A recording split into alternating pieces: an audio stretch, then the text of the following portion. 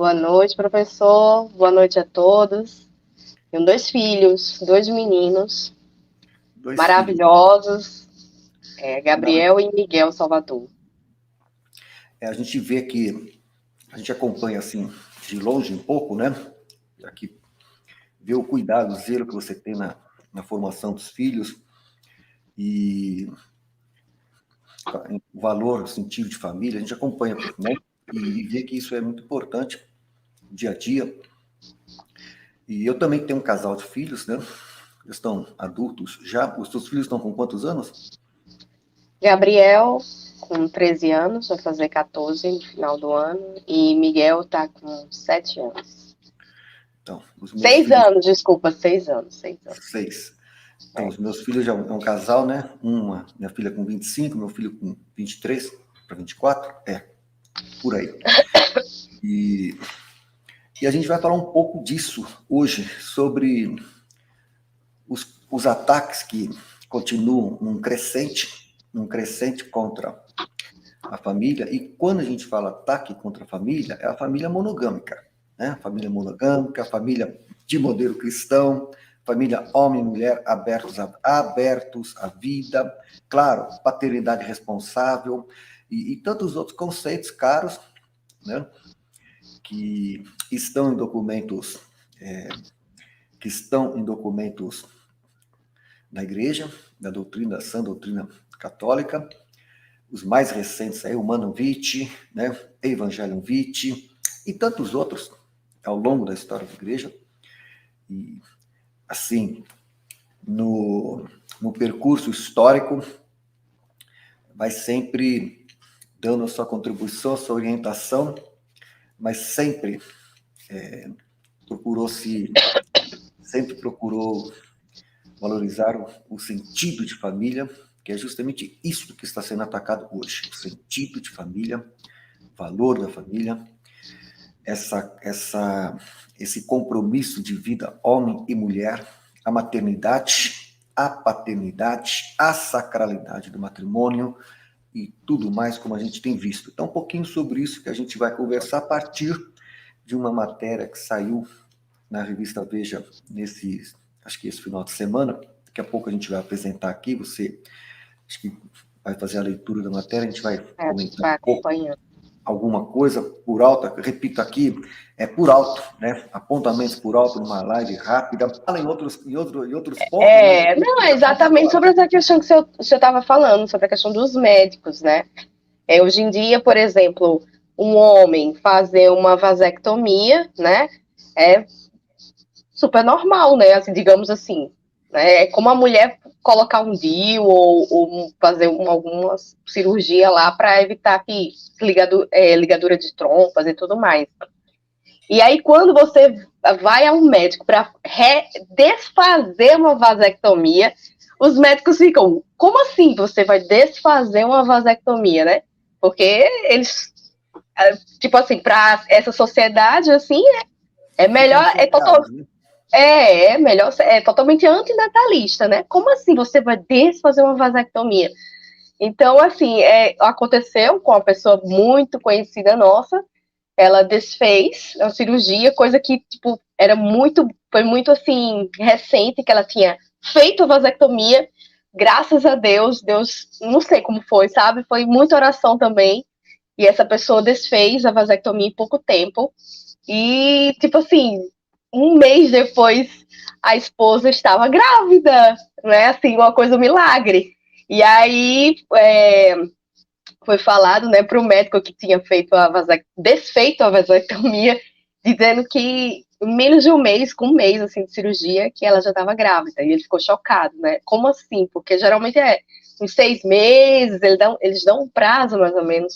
Então é Deus, né? É Deus. Simplesmente foi desbloquear aquele caminho aquela pedra, né, que estava ali interrompendo. E graças a Deus é isso. É Deus que é isso, justamente que a gente deixa o caminho liberado. Então, eu particularmente, graças a Deus, nunca nem pensei, né? Nunca nem pensei em coisas assim. Eu, graças a Deus, tudo comigo sempre foi muito natural, sempre foi muito natural. A natureza, como diz como diz o dito popular, a natureza é sábia, né? Já temos tudo aí em conformidade para que realmente haja uma complementaridade, né, na relação homem e mulher para a constituição da família, que hoje também é assim. O que eu percebo, talvez um diferencial aí, é que eu tive uma certa base, uma certa formação, uma certa catequese, que não é de hoje, foi muito mais consistente, e não só não só teórica, mas assim de testemunho de vida, e isso ajuda muito, é o que eu sinto que os jovens de hoje carecem muito disso. Eu não vejo uma pastoral familiar realmente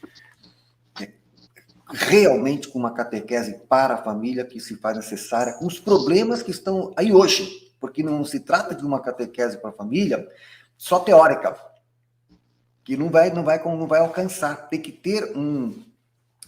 Teria que ter casais com experiência sólida de vida para poder entender, né, os desafios que estão aí hoje, que estão aí. Não dá para você chegar e fazer de conta que os desafios que são megas desafios, que estão aí na ordem do dia. Então, eu me recordo, em São Paulo, uma vez na paróquia do Imaculado Coração de Maria, eu fiz um curso ministrei, né, um curso de catecismo para adultos, né? Durante 3 anos. Durante 3 anos, uma vez por semana. E a gente, num determinado momento, a gente fez um trabalho com casais, com uma pastoral familiar, sabe? Na escuta e na partilha dos problemas de casais, tá? E a gente viu que a maior parte daqueles casais que para conversar, assim, informalmente, nada, sabe, assim, nada formal, informalmente, a gente via, assim, como que os caras, isso 97, 98, final do século XX, estou falando final do século XX, porque eu tenho essa vantagem, eu sou do século XX, então eu sou do século XX e do século XXI, então eu transito bem no século XXI, mas eu sou do século XX, eu conheço bem o século XX. Então, era ali 97, 98, final do século XX. Bom, o mundo ia acabar no ano 2000. Então, eu tive que... Né, o mundo ia acabar no ano 2000. Ia acabar falando do milênio. Que o mundo ia acabar no ano 2000. Então, era 97, 98. A gente fez aquele curso sobre o catecismo. E eu percebia... Estou falando o mundo ia acabar. O que se dizia, né? Eu nunca... Né, o que se dizia. E fora que o povo falava daquelas profecias de Nostradamus e tudo mais. Nossa, depois passou para 2012, depois foi o calendário Maia, foi aquela coisa toda. Nossa, era escolha. Quando vem negócio com data, minha gente, fica com o pé atrás. Eu também não sou impressionado com isso, não, e nem faço nada com esse tipo de coisa. Mas é assim, o que eu percebi, assim, os casais naquele 97, 98, 99, já estavam, assim, largados. Era uma desassistência total. Eles não sabiam o que fazer. Não tinha pastoreio. Era uma coisa impressionante. O sentimento que a gente tinha é que eles estavam largados à própria sorte. Nesse mundão aí afora, entendeu? Sem orientação, e bombardeados pela mídia. Bombardeados pela mídia. E hoje, pior ainda, hoje você tem o celular. Hoje chega tudo pelo celular ao jovem. E só que esse tudo que chega pelo celular ao jovem é o que, assim, se você for quantificar, eu penso que a maior parte do conteúdo, da mensagem que chega, é a mensagem que a mídia passa, que a mentalidade que está aí passa, essa mentalidade antifamília, antivida, antinatalista, antimaternidade, antipaternidade responsável, é isso que está chegando no jovem de hoje. Então, você tem uma igreja com uma catequese fraca, muito fraca, debilitada, tá? Sem vigor, com poucos casais dispostos a dar testemunhos efetivos? Tem, você tem. Eu conheço muitos bons casais, conheço grandes casais que dão testemunhos efetivos, mas não suficientes para alcançar esse, sabe, esse mar de gente que está aí com sede da palavra de Deus, sede do bom testemunho, sede da boa referência, do bom testemunho, tá? E tudo mais. Mas aí a gente percebeu essa realidade e hoje, mais do que nunca, a gente percebe como que uma pastoral familiar deveria ser prioritária, né, como pastoral familiar, esse acompanhamento, essa presença, esse ir ao encontro desses que estão desassistidos. Mas você tem, como agora há pouco citei, você tem o Humanium Vitae, você tem a Evangelium Vitae, que são dois documentos que eu considero muito importantes, que hoje são muito, orientam bem nessa temática toda, tantos outros mais. Então, na época eu conversei com a doutora Elizabeth Kipman, que de fato ela analisou o nosso caso e disse que não, que realmente naquela situação tinha sim que retirar o ovário. Foram retirados 2 ovários, inclusive, e aí então não pudemos mais ter filhos. Então você veja, não foi porque não quisemos, foi porque houve um imperativo, né, que fora da nossa possibilidade de ação, e aí a gente aceitou. Então eu tenho um casal de filhos. Então, por esse motivo.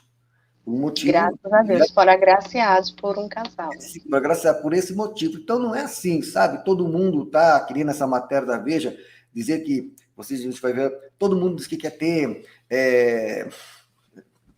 um monte de filhos e coisa parecida. Não, sabe? Aos que Deus mandar, né? Sim, a graça de Deus atua, é assim, cada um tem uma missão, cada um tem um porquê, cada um tem uma missão, né?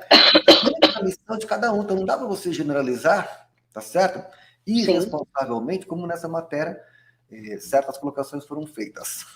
Mas é isso, então só para esclarecer, né, que você disse que tem 2, que está aberta, eu tenho um casal, por conta desse motivo que eu expus, ficou só o casal, e vida que segue, né? Como diz o outro, vida que segue.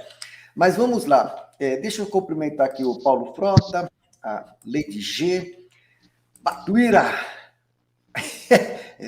Batuíra já na lata, né? Já fala na lata as coisas. Muito bem. Aline, membro do canal. Paulo Frota do Amazonas. Ele esteve aqui, Isaura, aqui em São Bento do Sapucaí, almoçando. Ele e a esposa dele estiveram aqui. Comemos uma truta camponesa. Eita, que coisa boa. Está convidada você também, um dia que você e sua família estiver por aí. Avisa com antecedência. Eu só peço isso, avisa com antecedência, porque às vezes o pessoal liga, pode deixar. Outro dia me ligaram para mim, no celular, eu tô aqui na sua cidade, eu estava em Brasília. Tem que avisar com antecedência, né? Então, mas eu vou avisar com antecedência, eu vou. E às vezes vai fazer uma live aí no seu escritório. Opa, se Deus quiser. Aline, membro do canal, Wilson San. Eu não sei se o Wilson San é parente do Sakura San. Deve ser. Reginaldo Oliveira, membro do canal. Maria do Carmo 09, Edi. Vamos só cumprimentar rapidamente o povo chegando aqui. Maria José Aquina, Lida Marisa Correia de Carvalho, membro do canal. Eu não sei se o Wilson San deve ser parente do Sakura San. Deve ser, mas ele não está com cara de... A cara dele, está com uma cara aqui de norte-americano. Não é aquele ator? Ator. Algum ator aí de Hollywood, alguma coisa assim. Deolindo Ortiz de Godoy, Borrana, Geraldo Rodrigues. Essa foto da live deixa... Muito bem. É isso aí, gente. Não vai dar para comentar todos, não, mas pelo menos aqui, ó. Ronaldo Hertz. Muito bem. Kleber Martins, André Córdova Madruga. Eu gosto de cumprimentar o povo, tem gente que não gosta. Acho que a gente está perdendo tempo para dar essa atenção para os inscritos aqui. JG Mendes, grande JG Mendes. Você acompanha bem as coisas. José Ibanez Nogueira. Tá vendo? A gente faz amigos aqui, viu? A gente faz amigos aqui, conhece muita gente nova. Aqui, ó, Ana Paula Fux, dos Santos. Essa daqui é ponta firme, viu? Aí aqui, ó, tá pedindo para dar um oi. Aí, ó, um oi pro Wilson Sam. Muito bem. Joselita Lima, Adilson, Denise Agostini. Maravilha. Bom, gente, tem bastante gente aqui. Olha aqui, Alberto Pagnocelli. Alberto Pignocelli é de Curitiba. Maravilha. Miriam Russo foi aeromoça. Aeromoça, tá vendo? Eu já sei de cabeça, tá? Conheço um pouco o pessoal. Maria Rita Silva Nogueira. Ela me parece que é de São José dos Campos, pertinho daqui. Tá? Também colaboradora nossa também. Tá vendo? Hilda Lima Souza. Tudo bem. Então, ó, o canal Ronaldo Machado também. Tem um canal aí. Outro dia eu entrei no site do canal dele também. Ana Cris. Maravilha. Então, gente, é o seguinte. A gente, conversando aqui com a Isaura aqui, eu falei, vamos fazer uma live hoje comentando por alto aqui esta matéria da revista Veja, que saiu agora 1º de setembro de 2023. Sofia Cerqueira, nome da jornalista. E aí, então, você quer ler a matéria? A gente vai comentando? Sim, vamos lá, né? Vamos lá Você... todos. Acredito que todos que estão aqui já na live, com certeza já tiveram acesso a essa matéria, né? Mas a gente vai aqui, né, lendo os parágrafos e aí a gente vai trazendo umas ideias, né? Fazendo uma ilustração aqui para a gente poder se iluminar mais ou menos com que essa jornalista queria dizer por trás de tanta, assim, sei lá, parece tanto cinismo, né? Às vezes inveja, não sei o que é, né? Me digam aí nos comentários o que vocês sentiram em cada parágrafozinho do que ela queria dizer. Mas vamos lá para o título da nossa, desse bendito artigo aqui, né? A multiplicação dos bebês de casais da ala conservadora da Igreja Católica. Ala conservadora da Igreja Católica, né? Eles abraçam a doutrina cristã à risca, rechaçam métodos contraceptivos e formam famílias numerosas. Engraçado, né, professor? Abraça a doutrina cristã à risca. Se a gente é católica, a gente não vai abraçar a doutrina pela metade ou só pelo que vai, assim, de acordo com o que a gente acha que é importante ou não, e a outra parte descarta.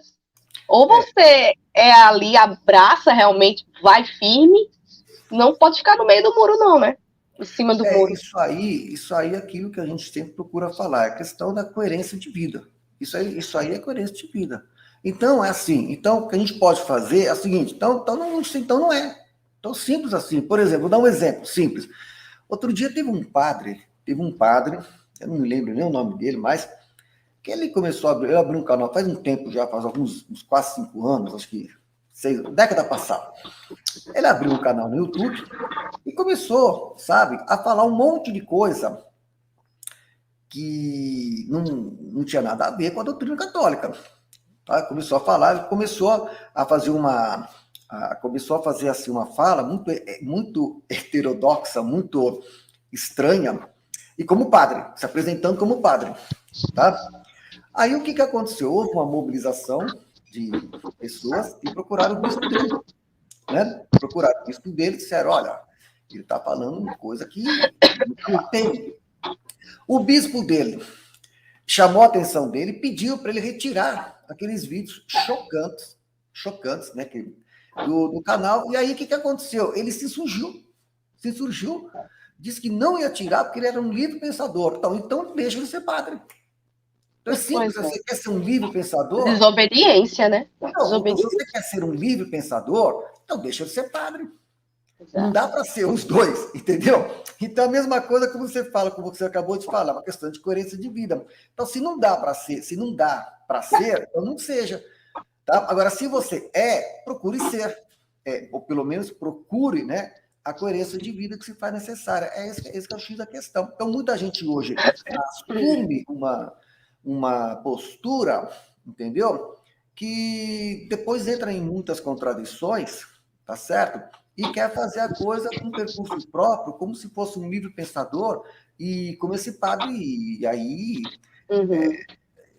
a coisa não deu certo. Inclusive, parece até que depois ele acabou deixando mesmo o sacerdócio, e depois apareceu uma matéria na imprensa, não sei se foi na Veja na época, ele apareceu numa mesa de bar, né, com um copo de cerveja no bar, nada contra, tomar um chopp, também toma um chopp, mas não é isso?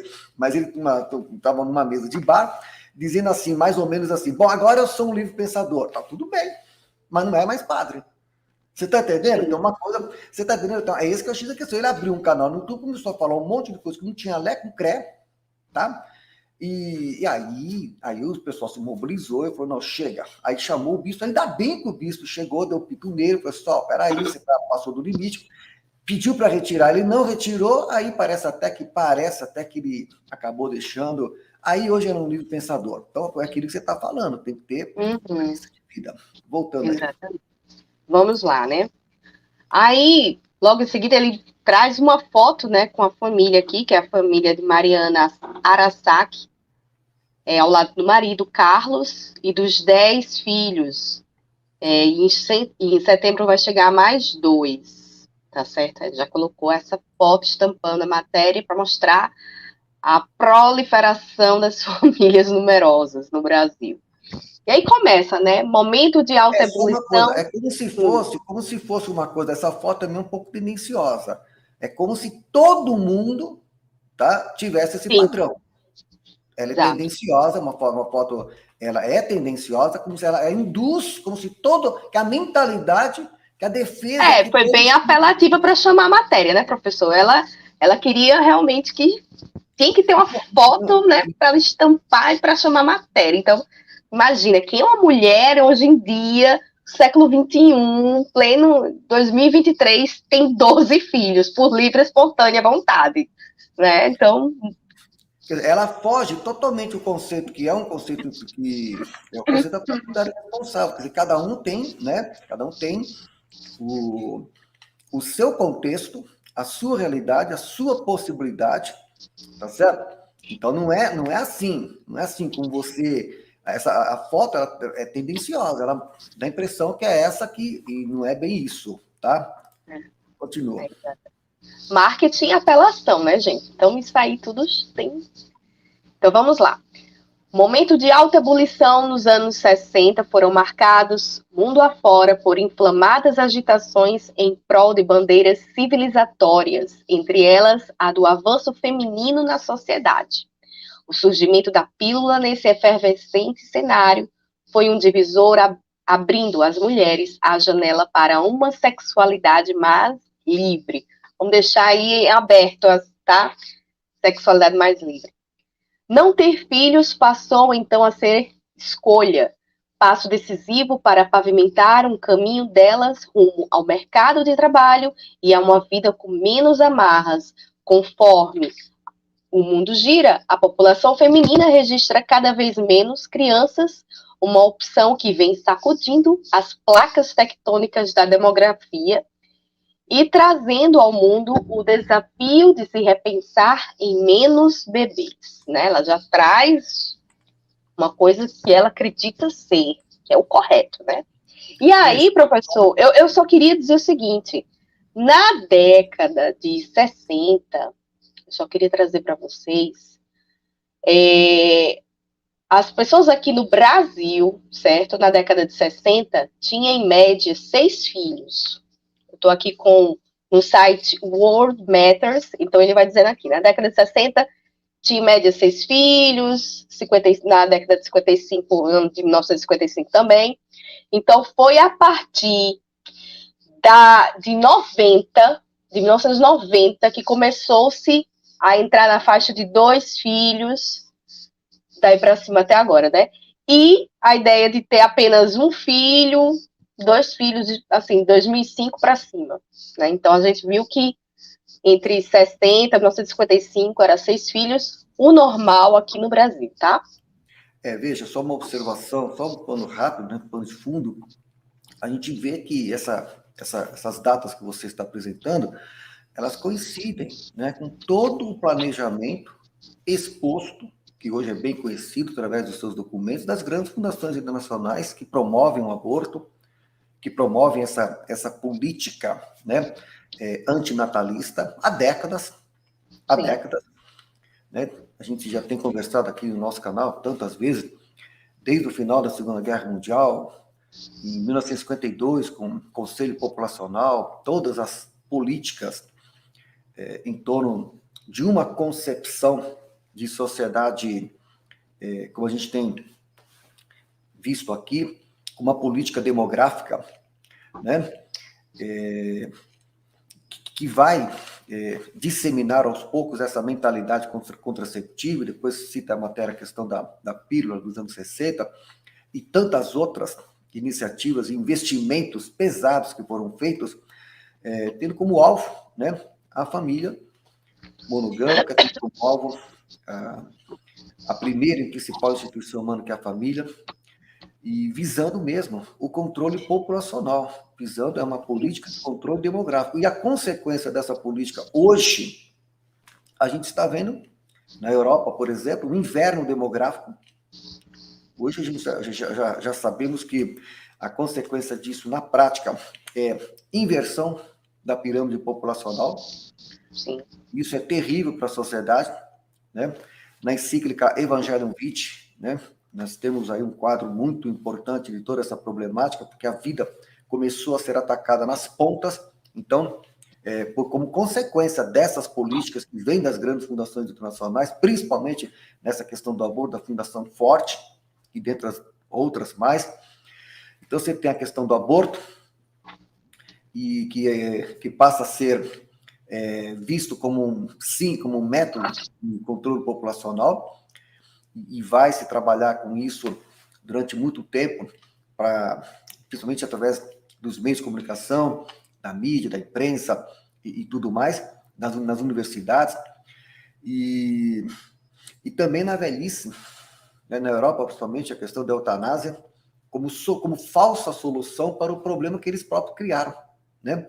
Porque hoje na Europa você tem muitos idosos sozinhos, tá certo? Por conta já dessa realidade de fratura demográfica, jovens, idosos sozinhos, e que depois, num certo tempo, eles acabam aceitando, por conta desse bombardeio midiático e dessa mentalidade, a eutanásia como falsa solução para um problema que não foram criados por eles, mas que eles foram vítimas disso também, e acabaram aderindo também a essa mentalidade, com uma opção, o que eles chamam de opção, por menos filhos, por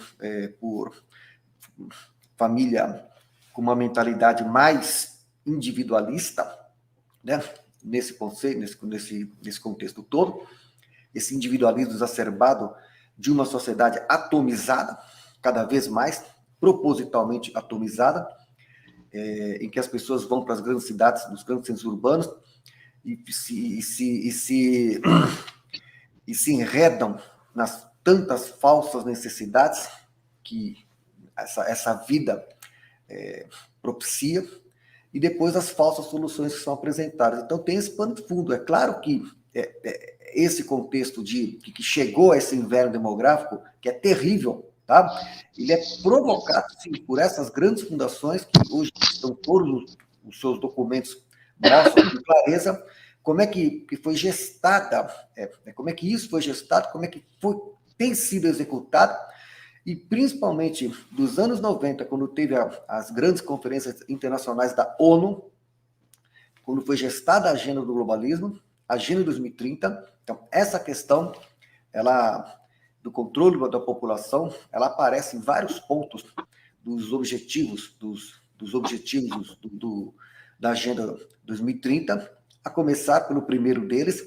Então o aborto está nesse contexto, a questão da agenda de gênero está nesse contexto, e então isso tudo são os constantes e crescentes ataques contra a família, que não são ataques espontâneos, são ataques orquestrados, sim, são ataques intencionais, vindos de fora por esses que querem uma política populacional, querem sim a redução populacional, uma política que tem se intensificado, se tornado agressiva cada vez mais, e que tem causado tantas vítimas, e dentre elas, né, os milhões que estão aí não tendo a chance de viver por conta da tragédia do aborto, este holocausto silencioso que o Papa João Paulo II também denominou, né, Evangelium Vitae. Então tem esse momento também, para entender um pouco o porquê disso tudo.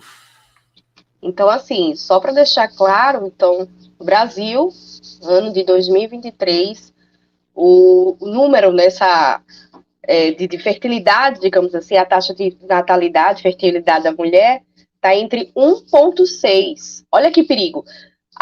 Quando abaixo de 2,1, que eles dizem fertilidade e nível de reposição, né?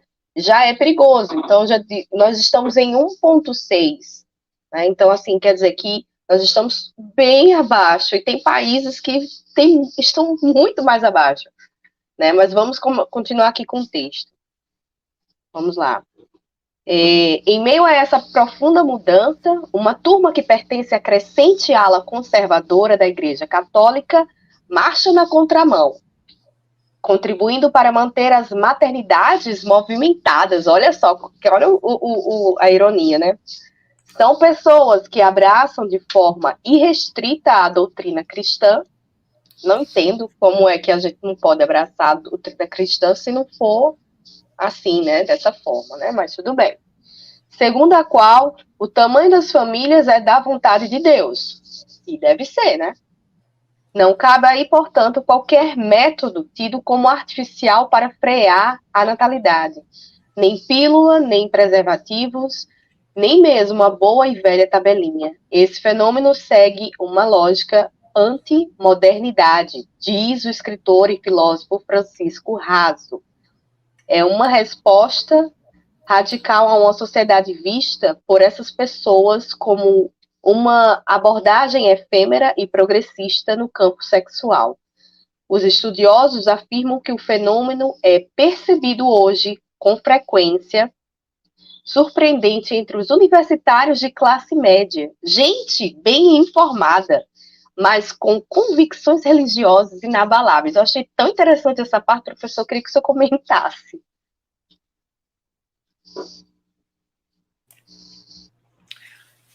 Porque ela ficou impressionada, né? Assim, ela acha assim, então quer dizer, pessoas que, assim, frequentam a universidade, ou seja, ciência, mas que têm as convicções religiosas inabaláveis. Então, ela acha que não pode haver, a gente não pode ser cristão católico e poder ser um médico, sabe? Ser qualquer outra coisa. Mas a questão é que são pessoas que são bem informadas da doutrina da igreja, que são católicos, que conhecem a doutrina da igreja, o pensamento, o ensinamento da igreja, o ensinamento cristão sobre essa questão, e que procuram, eu sempre falo procuram, porque hoje, né, assim, a gente procura a coerência de vida, é isso que acontece. Não tem nada de surpreendente, tá? Você ver aqueles que realmente procuram essa coerência a partir daquilo que é o ensinamento da igreja de séculos. Não é um ensinamento só de hoje. Então, me parece que a jornalista desconhece, né, o pensamento da igreja de séculos, tá certo? E mais uma vez, nesse ponto, a matéria é tendenciosa, entendeu? Que dá a impressão que esses que estão aí são... A impressão que a matéria tenta passar é que eles são sectários, entendeu? São sectários que estão meio que fora da realidade, tá certo? É isso que parece que a matéria quer passar. Engraçado, gente bem informada.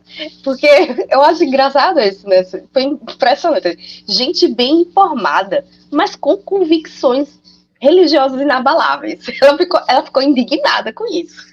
Agora, o que a gente percebe também, que é interessante, na verdade, é isso que é bom ressaltar, é que também, por um lado, a gente vai observando que está, sim, havendo um crescimento de católicos mais conscientes de tudo isso que aí está, e que tem decidido, né, que tem decidido por essa coerência de vida, com mais firmeza, com mais consciência e com mais vigor, que é o que se pede a todo cristão, né? O que é que se pede a todo cristão em todas as épocas, não é só agora. Todas as épocas foram desafiantes, tá certo? E hoje a gente percebe, e eu percebo também muito entre os jovens. Ainda ontem eu fiz aqui uma live aqui com um jovem de 23 anos, eu fiquei assim, impressionado de ver o conhecimento, né? O conhecimento que os jovens estão tendo hoje de doutrina da igreja, tá certo? Que eu, com a idade deles, não tinha. Sim. Sabe, eu com a idade deles não tinha, com o nível de conhecimento, aí nesse ponto eu acho que a internet tem ajudado muito também nesse ponto. Muito. O acesso à informação, a conhecimento, e isso que a gente está fazendo aqui, mesmo assim, esse bate-papo informal, que é um bate-papo, que não é aula, que não é curso, que é um bate-papo, né? A gente percebe que muitas pessoas estão procurando informação, estão selecionando. E é justamente, professor, num bate-papo desse que a gente está fazendo aqui, o senhor vai, olha, dá uma olhada no Evangelho Vitae, dá uma olhada aqui, vai entrar nesse site, Numbers Statistics. Então, a gente vai olhando e vai tendo mais informação, mais embasamento, vai descortinando muitas coisas, né? Então, é uma coisa que simples que a gente está fazendo, mas que muitas vezes vem muitas informações. E até proposital, eu mesmo quando faço as lives aqui, eu procuro, veja bem, eu procuro não ser muito formal, cada um tem um estilo, né? É justamente para isso, né? Quer dizer, para, sabe, tirar um pouco essa coisa de fazer a coisa de um jeito assim mesmo, nessa conversa como a gente está tendo, para que as pessoas percebam que é possível, sim, a gente poder fazer esse adentramento, esse aprofundamento que se faz necessário, e aí cada um vai fazer esse aprofundamento em casa, estudando os documentos tantos. Eu, quando faço lives aqui, eu apresento vários livros, indico livros, documentos, links, algumas matérias. Cada um que tem interesse, que quer se aprofundar, tem pelo menos subsídios de informação.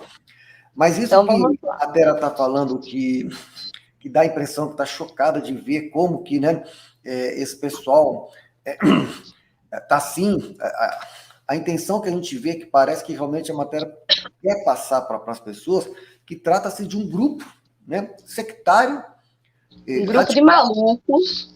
De maluco, radical, só que o que eles estão se propondo a fazer é o ensinamento da igreja. É um ensinamento cristão de séculos. É isso que está se propondo a fazer. Agora, o problema todo hoje, vejam, o problema todo hoje é que existe uma estratégia, isso que eu lembrei agora, quero partilhar isso com vocês, que acho que é importante. Existe uma estratégia proposital mesmo, daqui para frente. Presta atenção nisso, isso é muito importante saber. Que existe uma estratégia proposital pelos meios de comunicação, pela mídia, de daqui para frente, aquele que for fiel mesmo, aquele que for coerente, aquele que for correto, tá? Vai ser visto como fanático. Sim. Vai ser visto como sectário, vai ser visto como fundamentalista, vai ser aqueles ismos, aqueles carimbos todos, eles vão carimbar, entendeu? Todas as etiquetas possíveis. Com as etiquetas de que se trata de um grupo minoritário que a maioria toca a viola deles, que é o que eles querem. A maioria toca a viola deles, e se uma minoria disser, não, peraí, vamos ser coerentes. Se eu sou católico, eu vou seguir o que ensina a igreja. Se eu sou cristão, eu vou seguir o que ensina nosso Senhor Jesus Cristo, ensinou nosso Senhor Jesus Cristo, certo? E aí, o que acontece? Aí, então, a mídia já pega e diz, pô, tá aí, o cara é um fanático, o cara é radical, o cara é isso, fundamentalista, o cara é aquilo, e mais, o que é pior ainda, essa que é a estratégia da Agenda 2030 também. Identificar esses que destoam da agenda por também razões religiosas, que a intenção deles é essa, tá? E dizer depois, lá na frente, que esses são uma ameaça à sociedade. Isso é super importante. Essa é a intenção deles também nesse pano de fundo. O que mostra, né, que... E agora, pegando essa deixa, professor, o senhor falou agora da ameaça, a gente vai chegar aqui exatamente nessa parte, ó. Eles fazem reverberar suas ideias na caixa de ressonância da internet, onde perfis sob o guarda-chuva Provida, ultrapassam 1 milhão de seguidores. E não raro prestam, olha só o que eles disseram, prestam o desserviço de espalhar mitos e inverdades sobre o tema. Pessoas famosas também dão visibilidade a esse modo de enxergar o mundo. Olha isso, gente, pelo amor de Deus. Que colide com... Você veja, só um parênteses nisso sim, aí. Sim, fica à vontade. É o seguinte, isso que ele está falando aqui, esse guarda-chuva de Provida, e que a matéria dá a impressão de estar chocada, de difundir mitos em verdades, quer dizer, isso aí, esse jogo que ela está falando nessa matéria, a gente viu perfeitamente esse jogo durante a pandemia. Sim. A gente viu durante a pandemia. Só que o que aconteceu? Veja bem, você sabe disso, quem acompanha meu canal. Qual foi, por exemplo, a minha postura durante a pandemia, desde o início? Qual foi? Crítica? Claro que foi crítica. Crítica em relação aos abusos, às inverdades deles, aos embustes deles. Claro que eu tive uma postura crítica, tá certo? E aí o que acontece? Aquele que tem uma postura crítica aos embustes deles é que são chamados de estarem dizendo inverdades. É um jogo diabólico, diabólico deles, tá? No sentido de aqueles que falam a verdade são acusados de serem os que não falam a verdade. Olha que diabolismo que eles fazem a coisa, entendeu? É isso que está acontecendo. E é um pouco isso também que, nesse trecho, a matéria está tentando passar. Também, nesse sentido. E a gente conheceu e viu esse roteiro durante a pandemia. Todo mundo sabe. É que a maioria é cínica. A maioria é cínica. Sabe, mas faz de conta que não sabe. E tem medo de se posicionar. Só que a gente nunca deixou de se manifestar, nunca se omitiu, tá? Procurando sempre o bem e a verdade. E que o cristão também nessa matéria da defesa da vida, tá?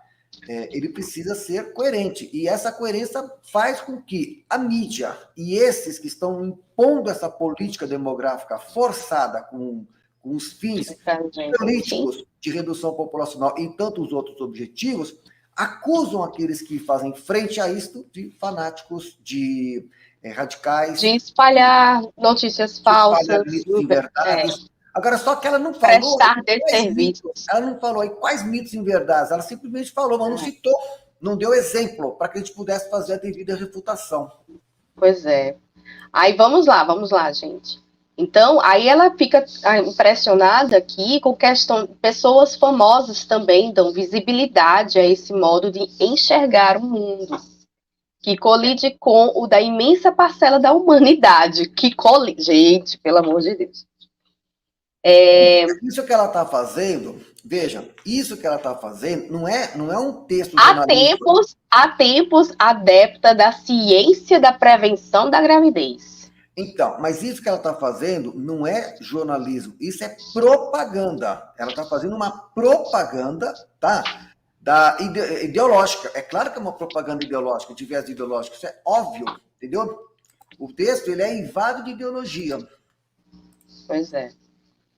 Então, vamos lá, né? Então, quer dizer assim, ela está praticamente excluindo os séculos passados, né? E está dizendo assim, que esse modo de enxergar o mundo, né, está colidindo com a imensa parcela da humanidade.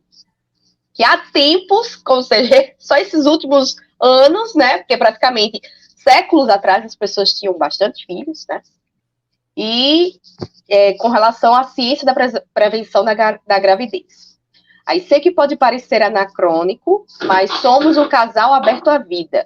Casamos no religioso e vamos ter quantos filhos Deus mandar, disse a Veja, o ator Juliano Casaré, pai de 5 filhos. Ela ficou impressionada porque ele é ator, é uma pessoa famosa, né? Então, assim, meu Deus, ele também está nesse mundo de malucos, né? Da ala conservadora, fanática, religiosa. E aqui logo em seguida vem mais uma família, né? Que também foi exposta aqui a foto, a família de Geise, União para Procriar. Né? Então, aqui diz o seguinte: o mais recente relatório da Conferência Nacional dos Bispos do Brasil, CNBB, de abril, cita com preocupação a expansão de uma ala dos radicais católicos, que vem sendo embalada pela polarização no país. O documento afirma... Diga, professor. Esse ponto é importante fazer uma observação.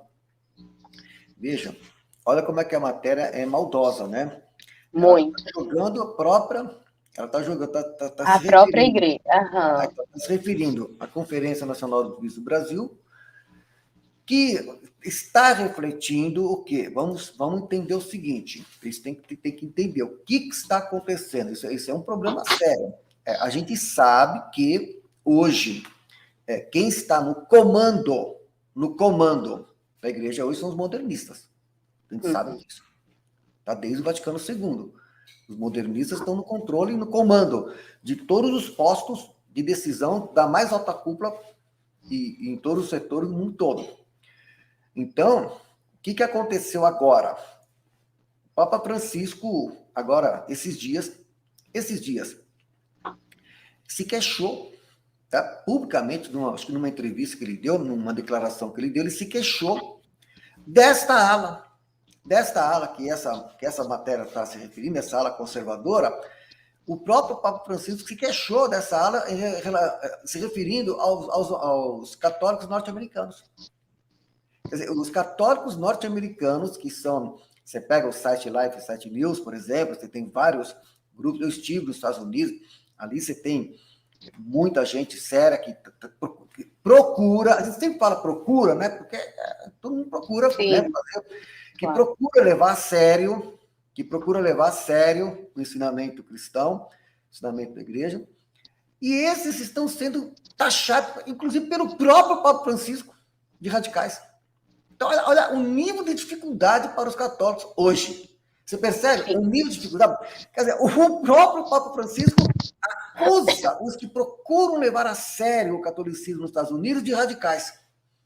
E com isso, veja, agradando o discurso da mídia e agradando o discurso de pessoas como essas que escreveram essa matéria. Por isso que ela colocou a referência de gays, dizendo que a própria CNBB chama de radicais aqueles que, essa, entre aspas, ala conservadora, etc, etc, etc. Então, esse é um outro problema difícil que nós estamos enfrentando na vida da igreja hoje, porque você sabe que em meio a tudo isso, dentro do catolicismo hoje, em meio a essa crise toda, essa situação toda que nós estamos vivendo, está crescendo o sedvacantismo, tá? Que é um outro fenômeno, um problema que está surgindo aí.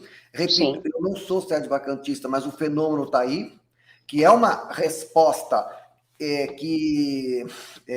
preocupante a essa situação, quando o próprio Papa Francisco acusa os católicos que se empenham em serem católicos com seriedade nos Estados Unidos de radicais, de ala conservadora radical.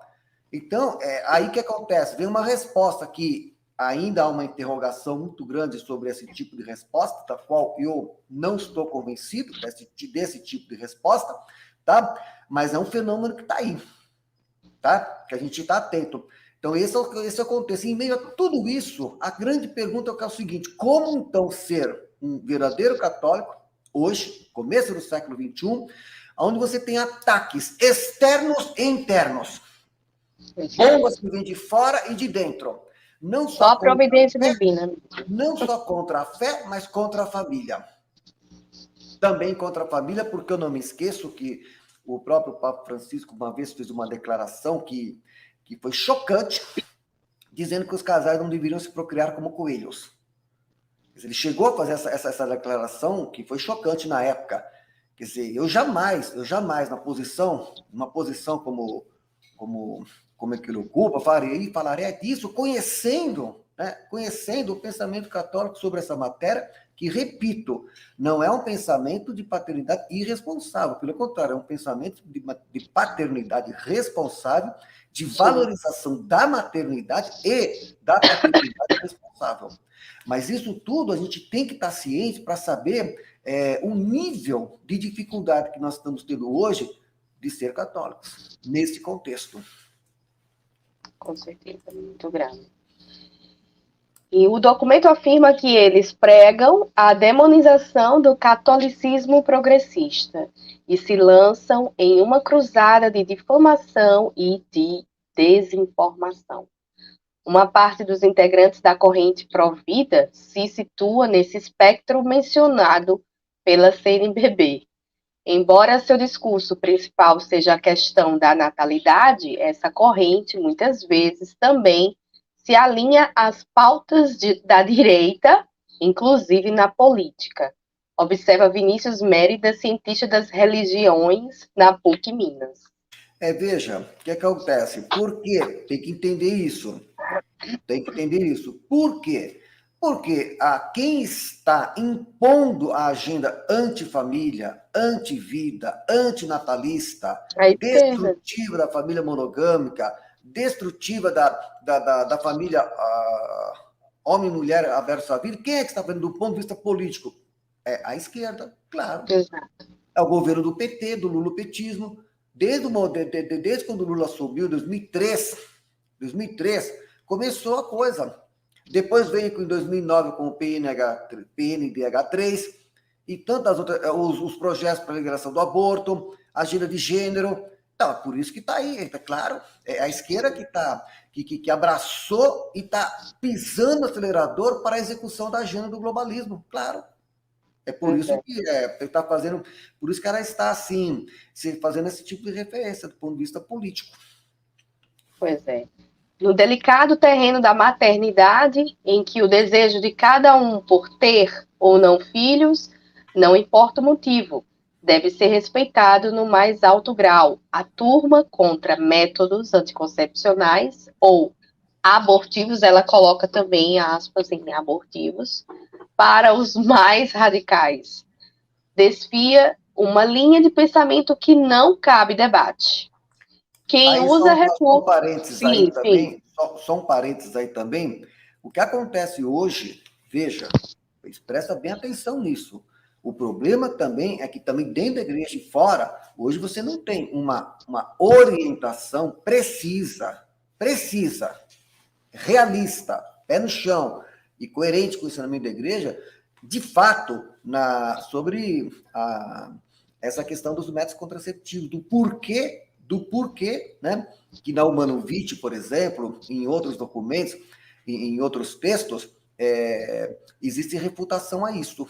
Quer dizer, mas só que não existe uma clareza, um ensinamento didático claro, uma pastoral clara, firme, que possa levar informação precisa nesse campo. São muito poucos que aqueles que têm conhecimento, inclusive médico, conhecimento científico, médico, para fazer, que eu acabei agora de citar, se você conversar com a doutora Elizabeth Kippelman, por exemplo, grande amiga, se conversa com ela sobre essa questão da contracepção, ela vai trazer um elenco de argumentos contra a mentalidade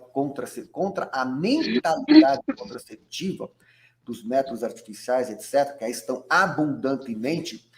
Começou com aquela coisa do DIU, que é uma coisa horrível, que as mulheres nunca... Isso é coisa que eles próprios têm nas pesquisas deles, nas estatísticas deles. As mulheres sempre reprovaram o DIU, sempre foi desconfortável, sempre foi invasivo, sempre foi uma coisa horrível, entendeu?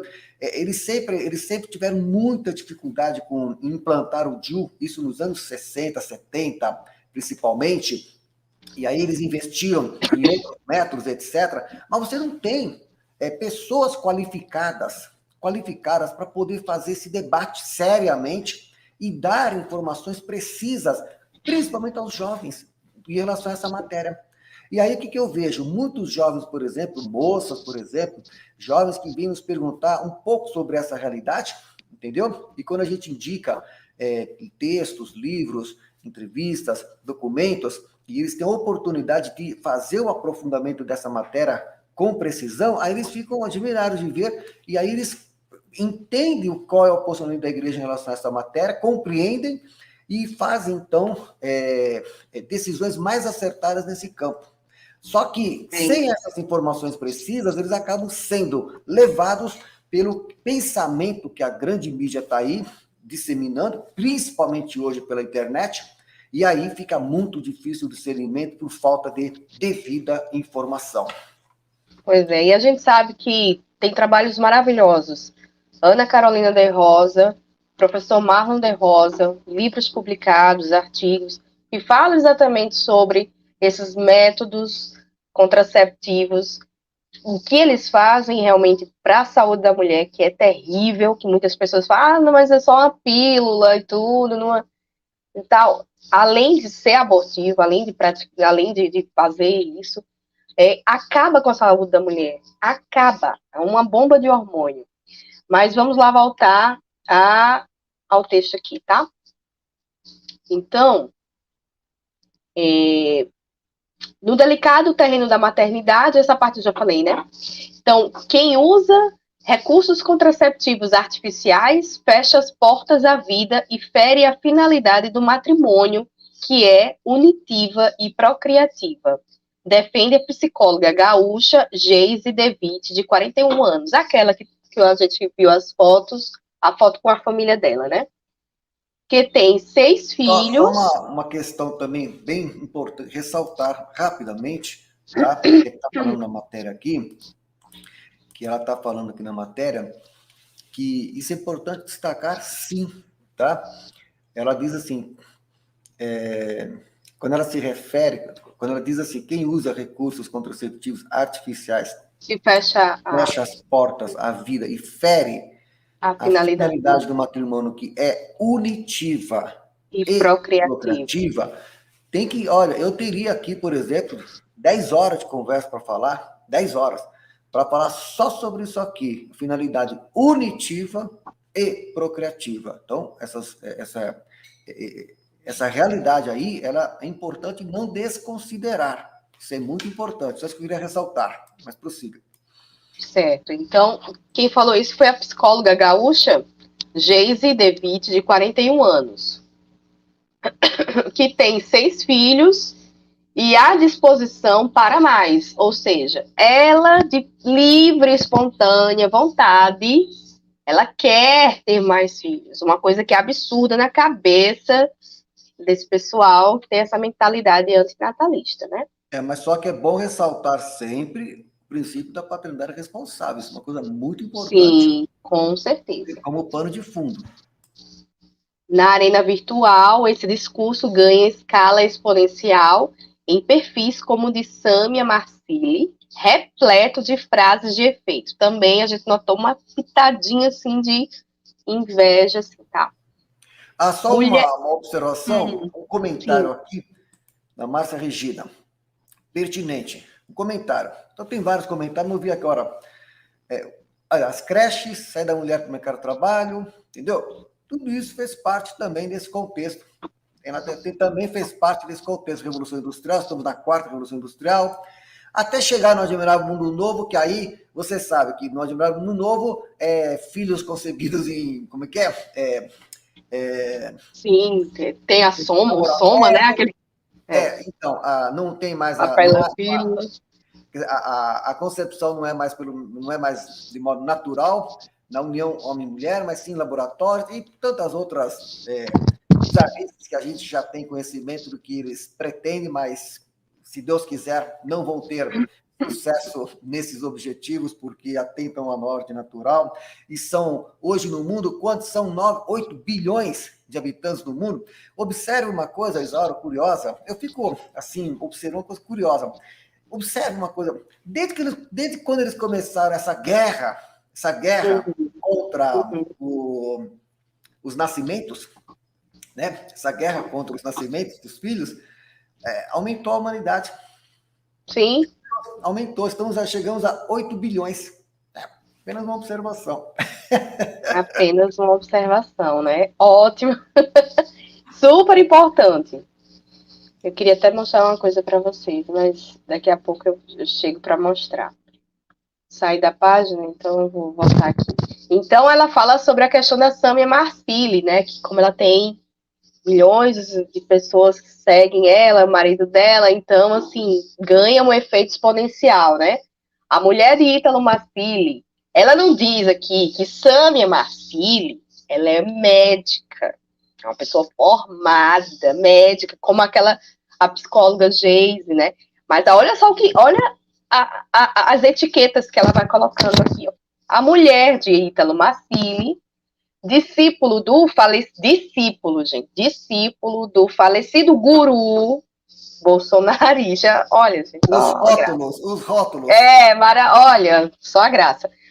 O discípulo do bolsonarista Olavo de Carvalho, não fala também que ele é um médico, psiquiatra. Nossa, ele não fala todo o currículo vitae dele, não.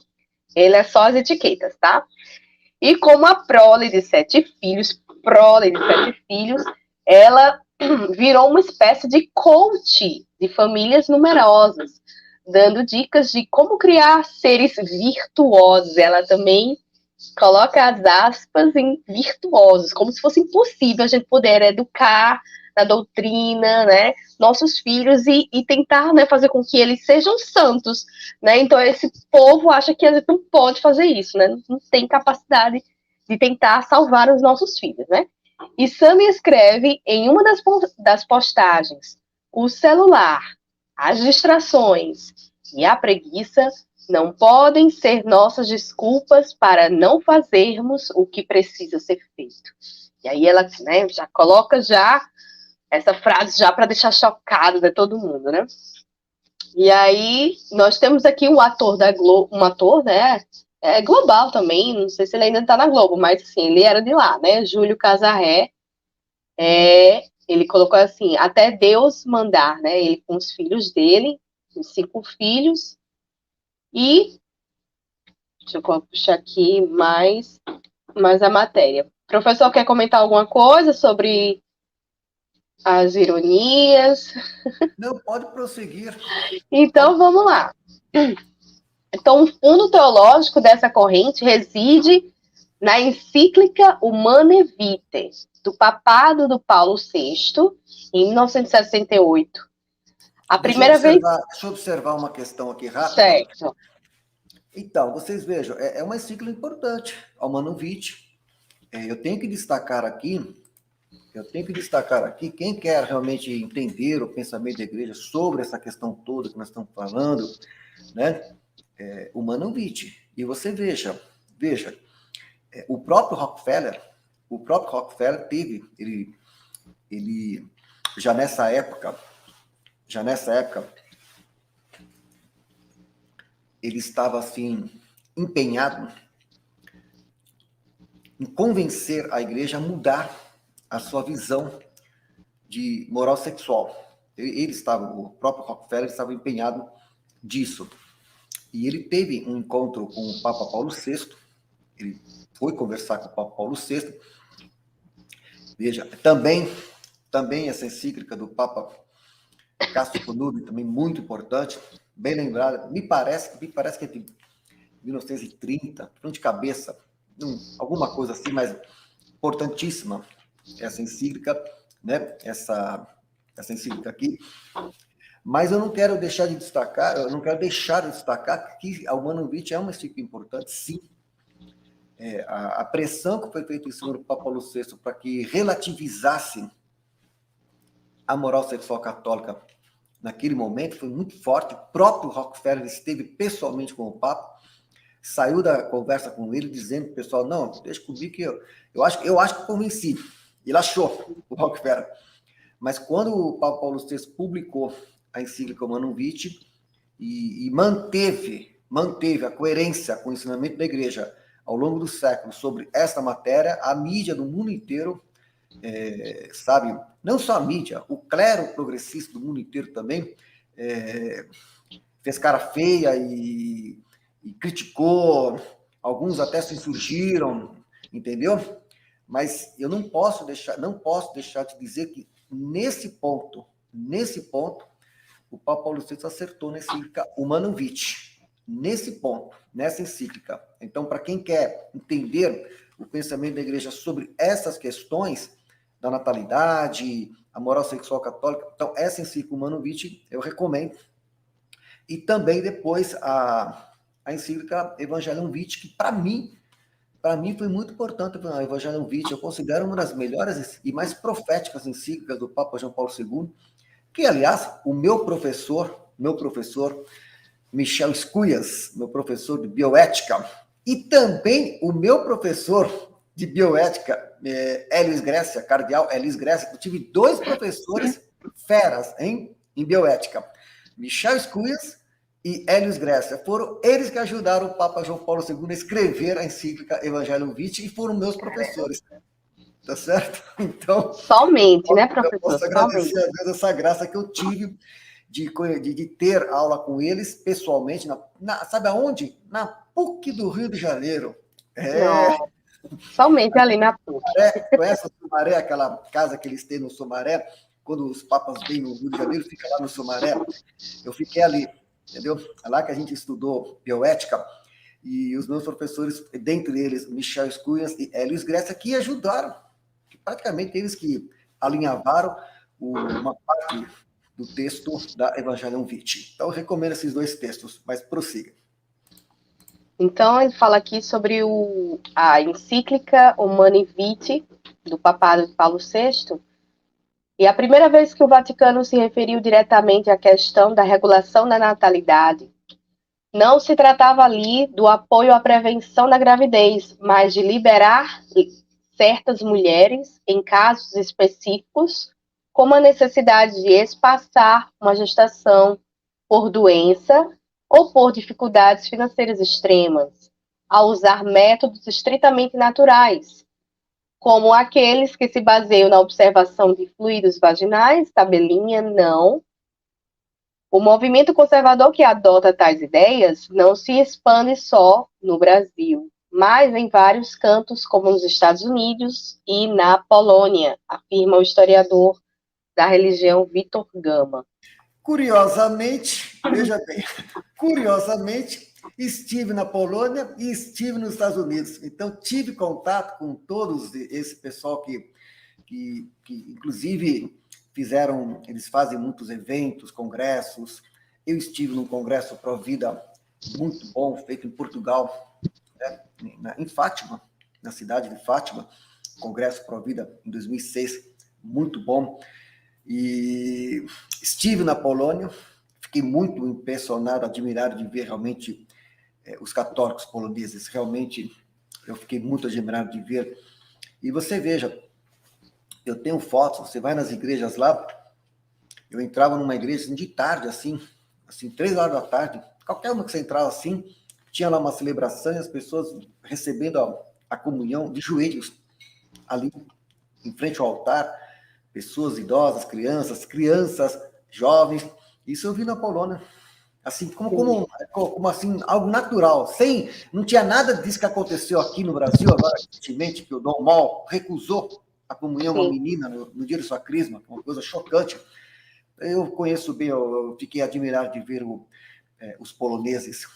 E também nos Estados Unidos também. Conheci muitos católicos nos Estados Unidos que estão fazendo um trabalho sério e foram criticados pelo Papa Francisco, agora, recentemente.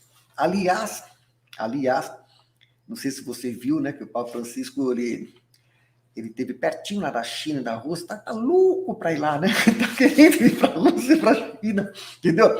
Aí ele foi para a Mongólia, né? Ele foi para a Mongólia e tem uma declaração dizendo para os católicos chineses que eles precisam ser bons cristãos e bons cidadãos.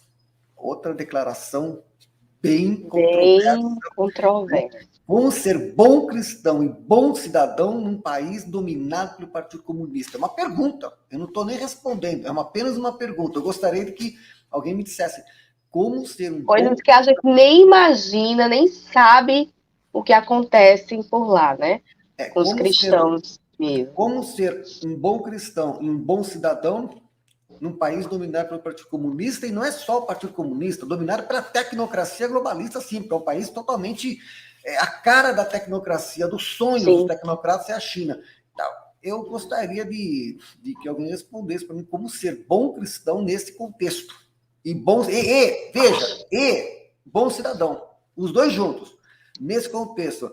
É uma pergunta que eu faço, que eu deixo em aberto. Mas prossiga. quando adeptos dessa postura expõem sua coleção de filhos, olha só como ela fala, coleção de filhos, costumam causar espanto em um planeta com a natalidade tão em baixa. Aos 38 anos, a paulista Mariana Arazaki teve 10 bebês em 11 anos e espera gêmeas para setembro. Ela, que é influencer entre católicos pró-vida, diz: não somos ricos, corremos atrás, mas confiamos cegamente na providência divina. Até no mais alto clero, a questão da quantidade de rebentos foi alvo de polêmica. O próprio Papa Francisco, tido como um pontífice de olhar mais progressista, já declarou que os católicos não devem se reproduzir como coelhos e precisam ser responsáveis. Logo depois, suavizou o tom e declarou: sinto alegria em ver tantas famílias numerosas.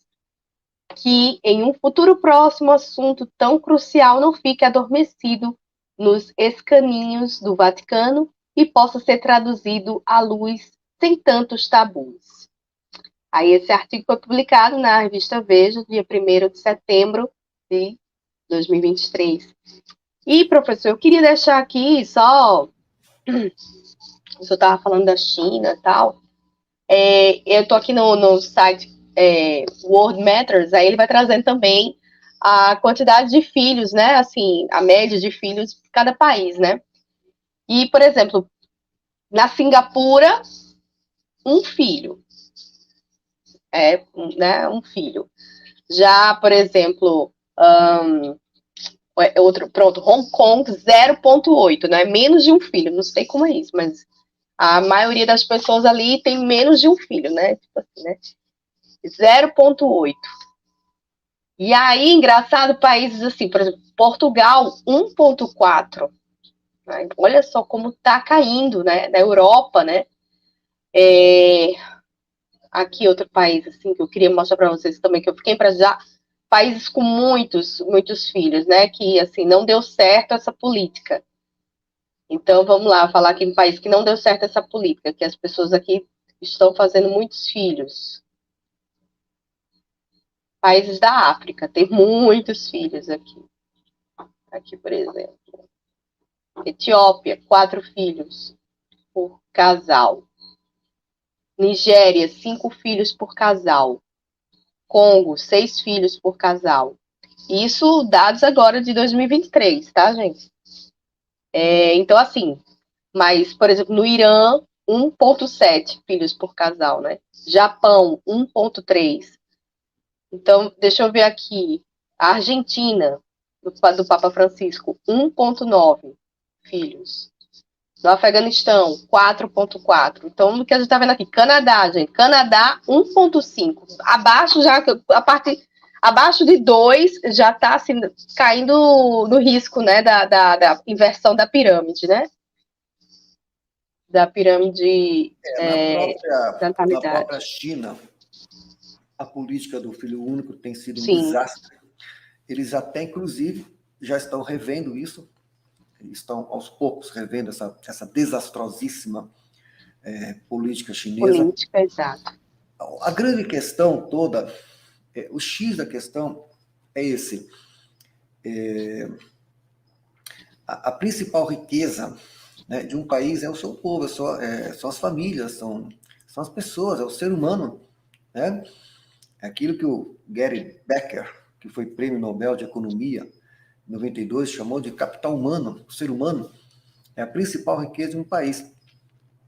Então, uma das formas de minar uma nação é reduzir a sua população, por um freio, né?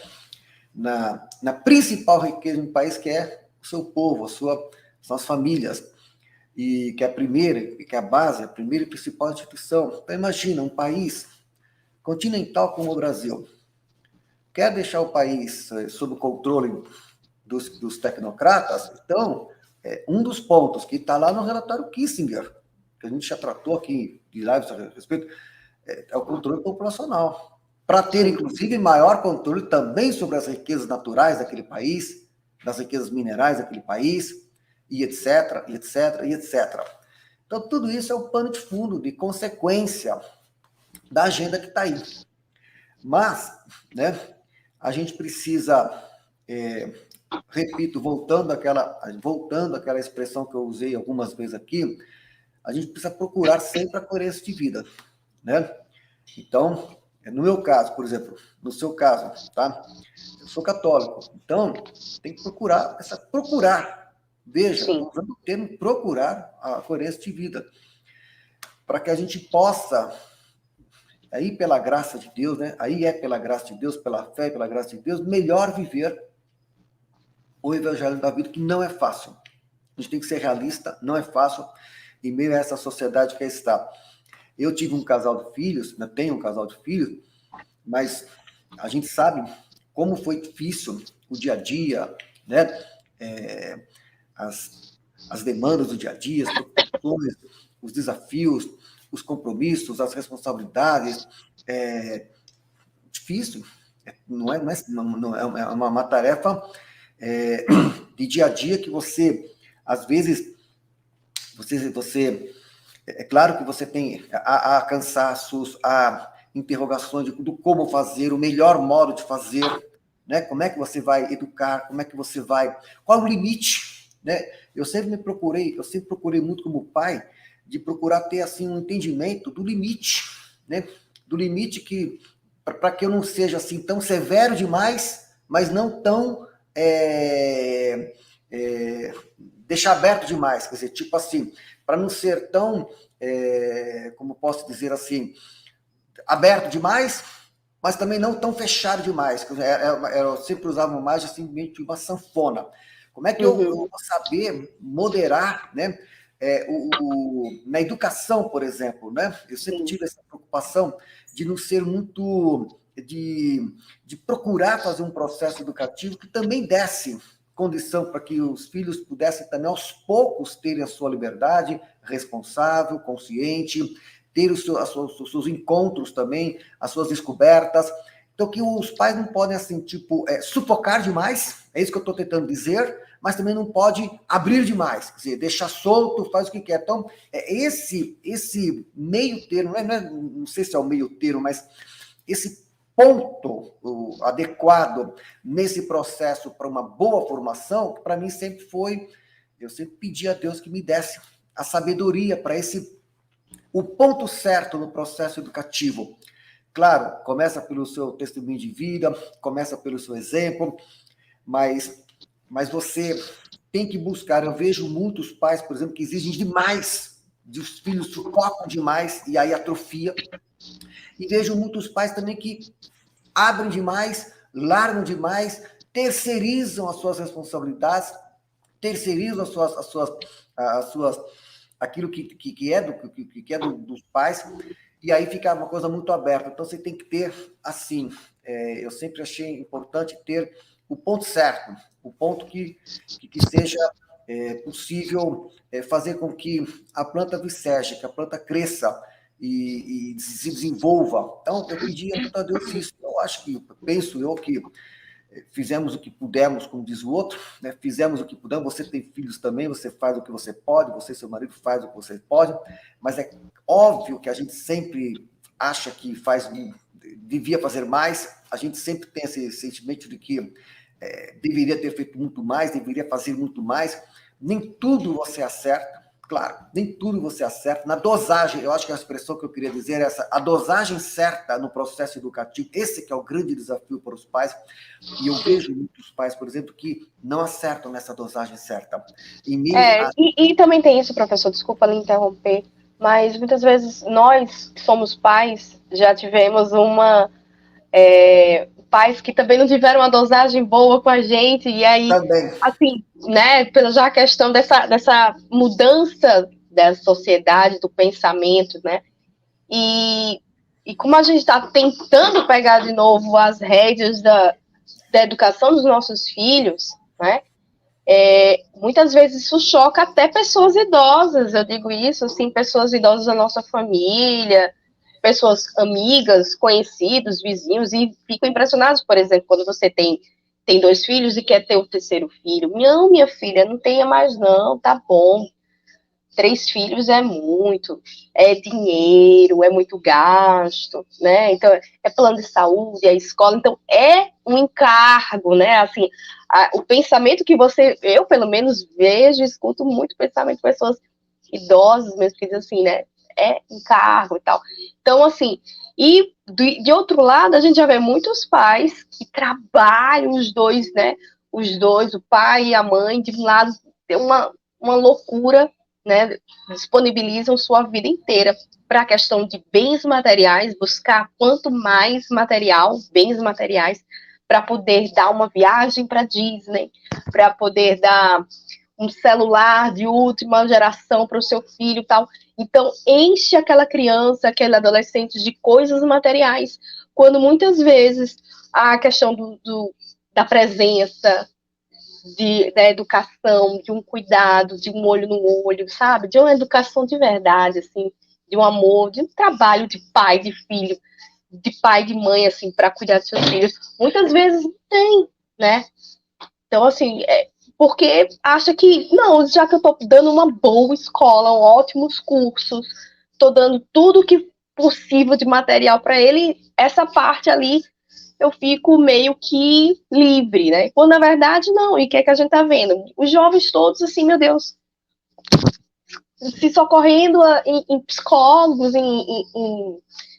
em depressão, meu Deus, quantas crianças sofrendo com ansiedade e problemas assim, vícios na internet, vícios com jogos, sei lá, drogas, porque muitas vezes faltou o mais importante, não é? Que não é só esse material. Então, assim, eu sei que é muito difícil, e as pessoas vão dizer assim, meu Deus, vamos falar, você como essa jornalista, né, que vai ficar impressionada com as coisas que eu tô falando.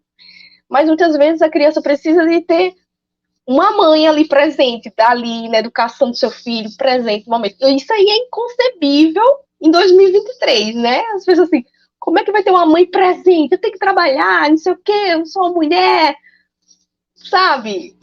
As pessoas não querem isso. As pessoas querem que a mulher seja completamente empoderada, que ela tenha a sua vida, e que muitas vezes isso vai levando ao egoísmo, vai tirando a mulher do que é importante mesmo, que é cuidar da sua família, da educação dos seus filhos. Eu, pelo menos, eu tenho essa minha visão. Não sei se eu estou errada, mas eu estou procurando fazer o certo. Sim, claro. Agora você veja, só para a gente concluir, né, que está com 1h27 já, mas veja. Olha, professor, aqui tem conversa para mais de 10 horas, viu? Sim, claro, claro. Mas você veja, ainda você tem uma, pelo menos pelo que eu percebo, né? Você é uma família católica, né? Você e sua esposa são católicos, vocês têm uma formação, sua família é católica. Essa é uma realidade. Agora, imagina a situação, veja, imagina a situação que é aos montes por aí, que assim, o marido é católico, a mulher não é. Nossa. Aí os agregados não são. Os agregados não são. Um é uma coisa, outro é outra. Um teve uma formação assim, outro formação assada. É Então, complicado. imagina a dificuldade que é você buscar em meio a famílias desestruturadas, em meio a famílias com deficiências tantas de Muito formação. difícil. E aí você tem os filhos que vão para a escola em meio a famílias que estão todas desestruturadas também, com tantas influências. Então você veja, é muito difícil, é muito Muito difícil. difícil. Então você veja, Por isso que a aqui gente eu vê esse tenho. crescente número, né, professor, de crianças com problemas. Então, no seu caso, você é um casal, forma um casal que os dois têm pelo menos uma certa sintonia, sempre uma certa sintonia, não é completo, mas certo, uma certa sintonia, já ajuda. Agora, imagine o caso de um monte que não tem essa certa sintonia. Aí a Sim. aprovação é maior. Aí a aprovação da fé é maior, tá? Mas veja bem, um comentário aqui, ó. Educar filhos, temos que nos educar primeiro. Filhos seguem o exemplo dos pais, eles são como esponjas, retém tudo que os pais fazem, isso é verdadeiro. Não existe família perfeita, também é correto, tá? Isso aí eu também sempre tive muita consciência disso, por mais que a gente faça, né? Sabe? A gente faz a nossa parte.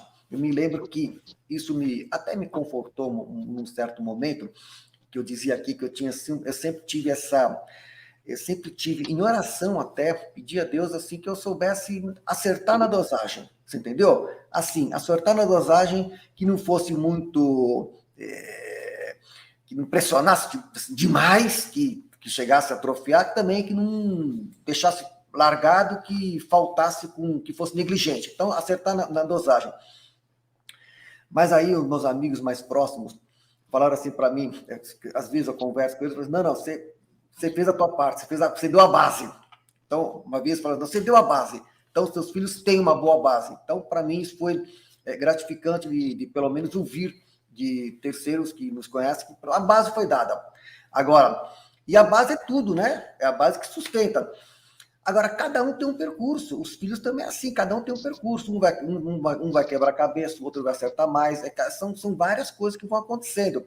Mas o que comigo eu quero finalizar e partilhar aqui com vocês, em meio a tudo isso aqui, em meio a todos os desafios da família, que são muito grandes, tá, nos dias de hoje, o que me ajudou muito, sabe, Zé, eu quero dizer para você, o que me ajudou muito como pai, tá? Em meio aos desafios que é ser pai nos dias de hoje, o que me ajudou demais, foi a fé. Sim. Então, eu sempre digo, a graça da fé, a alegria da fé, é você ir a uma missa, você ir ali no Santíssimo, é você se ajoelhar num banco de igreja, é você rezar e pedir a misericórdia de Deus, a graça de Deus, que ajude, que nos dê o dom do discernimento, o dom do entendimento, o dom da sabedoria, que nos ajude a acertar da melhor forma possível, porque aí eu entendi, através da fé e da oração sincera, tá? Recorrer àquele que é o Pai de todos nós, aquele que sabe fazer.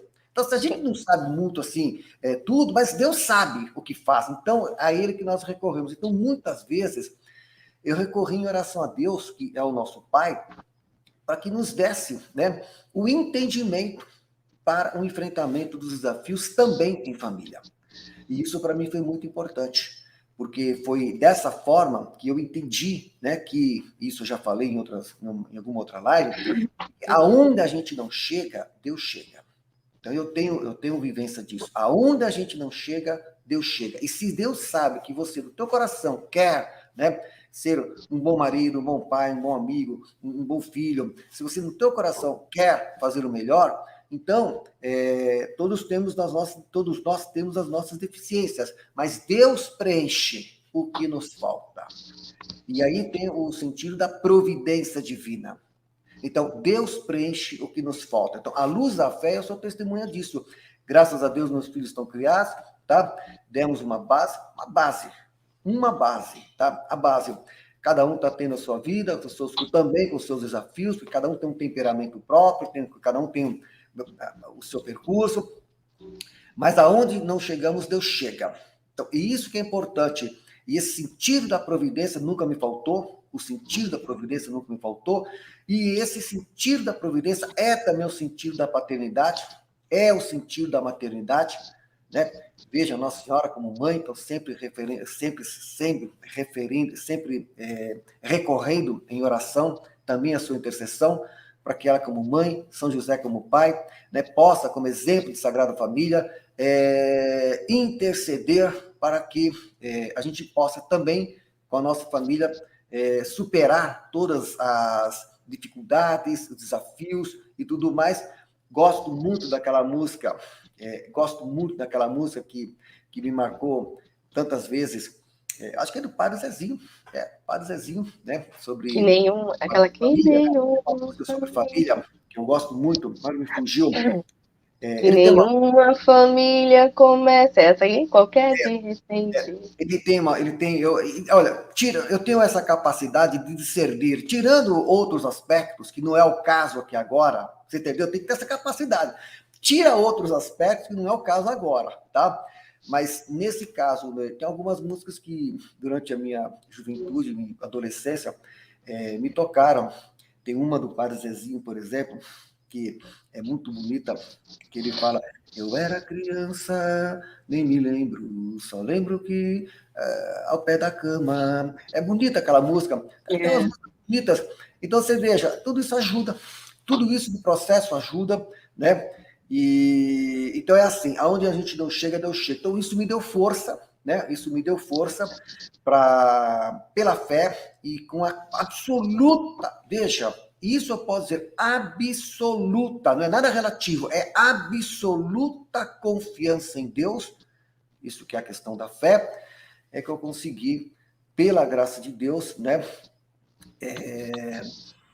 enfrentar os desafios do dia a dia, da família, do trabalho. E você veja, eu sou uma pessoa que eu não sou assim, só, tipo, só aqui, a família, a casa. Eu tenho muitas outras atividades, o movimento Pro Vida, e aulas, e jornalismo, e trabalho. Aqui na minha cidade, fui vereador, tantas outras atividades, e a família, entendeu? Então, tudo junto, tudo são os talentos que Deus vai dando e a gente tem que responder conforme as nossas possibilidades, mas é Ele que vai preenchendo aquilo que nos falta. E eu creio firmemente nisso, e se todos os pais, né, soubessem disso, tivessem essa absoluta confiança em Deus, que é o nosso Pai, tá? E pedisse a Ele a força, a inspiração, né? E os dons do Espírito Santo para que pudessem cada um corresponder nos desafios do seu dia a dia, então aí sim a família encontraria a força necessária para fazer cumprir a missão, que a maternidade e a paternidade são missões especialíssimas que é dada a cada um, e a gente procura fazer o melhor que está no nosso alcance com realismo. Então é isso que eu queria passar para você nesse sentido. Bom, agradeço, Isaura, mais uma vez a sua disponibilidade de estar Eu aqui. que agradeço, professor. Uma imensa alegria de estar aqui novamente do seu lado e aqui com todo mundo que assistiu a nossa live. Muito obrigada a todos. E obrigado novamente pelo convite. Maravilha. Olha aqui a Ana Cris dizendo que teve um pai, veio de um pai trabalhando e mãe cuidando em casa dos filhos, foi maravilhoso. Agora, tudo isso é maravilhoso, só que eu quero dizer o seguinte, eu falei que eu sou do século XX, tá? Mas eu estou no século XXI.